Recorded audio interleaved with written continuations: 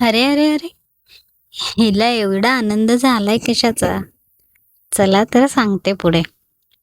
So हा आहे माहेरातला दुसरा दिवस. सकाळी छान मस्त अंघोळ वगैरे झाली, फ्रेश झाले. मम्मी जेवण बनवत होती किचनमध्ये आणि तिच्या हातची गरम गरम चपाती आणि गवारीची भाजी मस्त पोट भरून जेवण केलं.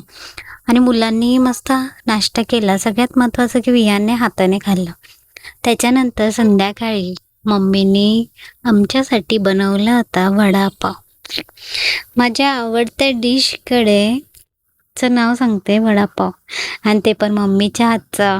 वा, एकच नंबर. एवढा भारी वडापाव बनवते ना की आम्ही बाहेरचा वडापाव खातच नाही कधी.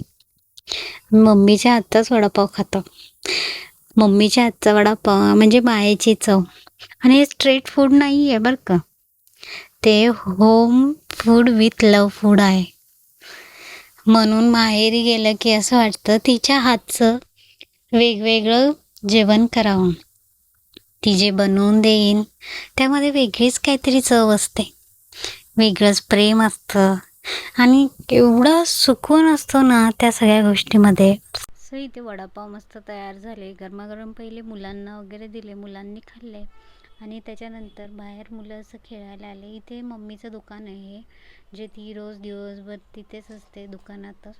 सो ही रक्षाबंधनचे फोटोज आहेत जे मी क्लिप काढायला विसरले व्हिडिओ, त्यामुळे फोटोज सेंड करते. आणि ते पुढे दिसत आहेत ते आम्ही 5 भाऊ बहीण आहोत. एक